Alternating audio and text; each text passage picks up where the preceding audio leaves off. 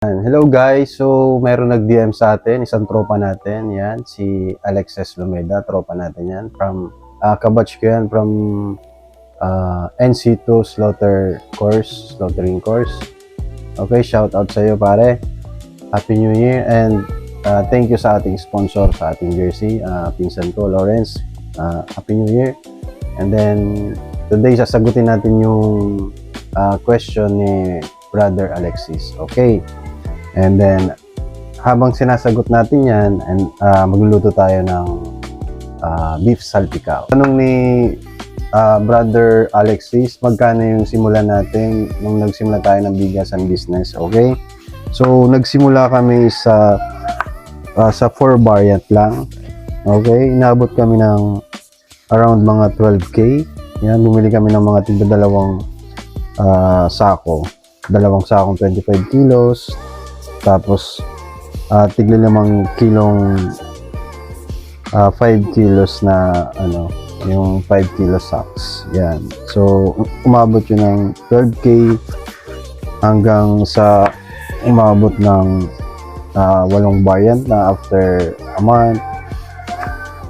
Hanggang sa dumadami na yung mga suki, dumagdag kami ng maraming variant. Hanggang sa naging, 11 variants. And then, ang sekreto kasi dyan, start small, test the water. Ibig sabihin ng test the water,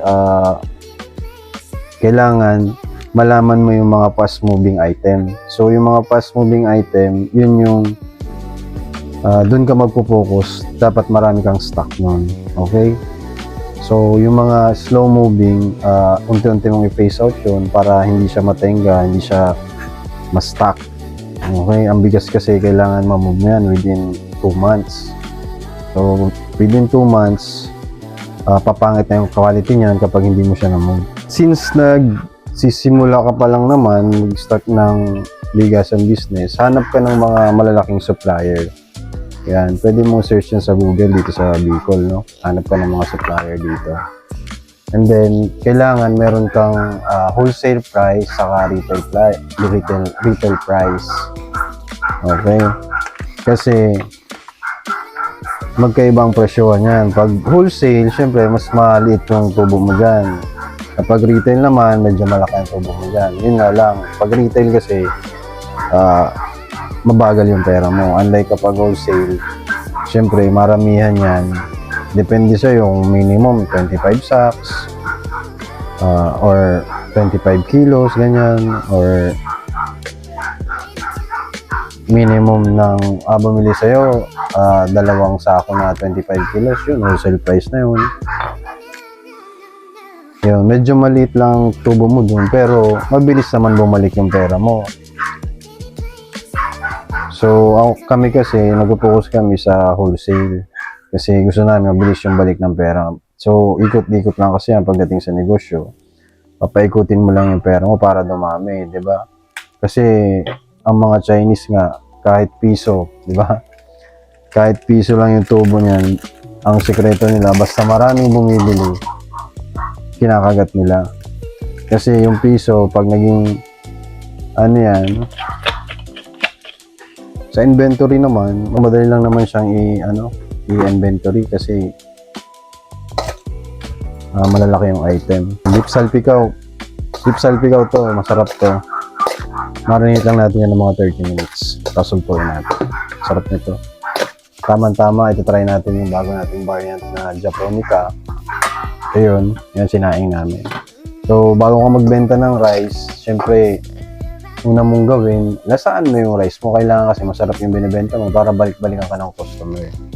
And then yung customer service mo dapat maganda din. Hindi lang yung nakabili sa'yo ng isang sako, wala ka ng hindi mo na pinalo up, gano'n. Hindi mo na pinumusta kung masarap ba yung rice, gano'n. Customer service pa rin.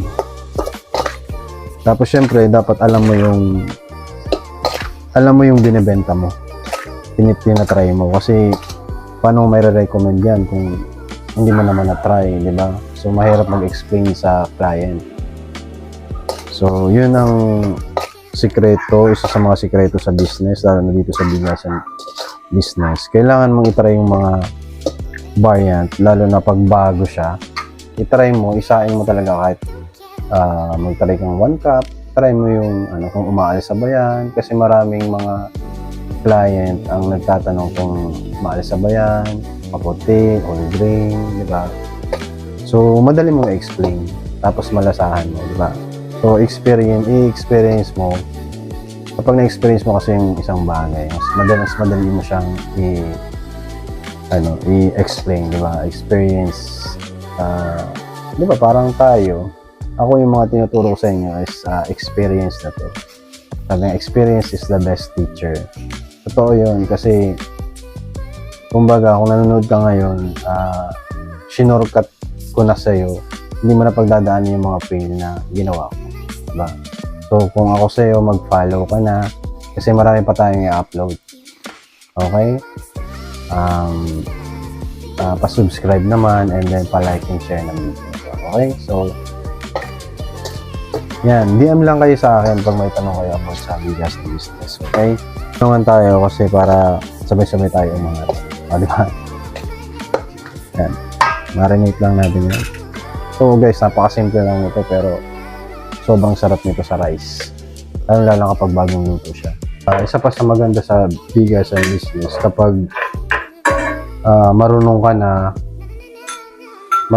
na, alam mo na yung mga month, kung kailan ka bibili ng bigas, kailangan mag-i-stock. Ang ano kasi dyan maganda, buy low, sell high. Doon kikita ka talaga ng malaki. Lagyan mo guys ng beef cubes. Ayan, beef cubes.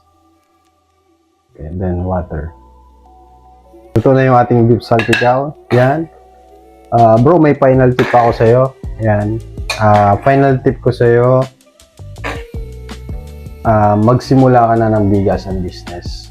Diba sinabi ko dun sa una kong video na yung mga target market mo? Yan. Karamihan sa mga market namin ngayon is hindi namin kakilala. So, yung mga malalaking sinusupply namin ng bigas, yun yung hindi namin kakilala. Wala kaming connection, walang kahit ano. Huwag kang matakot magnegosyo kasi karamihan sa mga bibili sa products mo, hindi mo kakilala. So, let's go!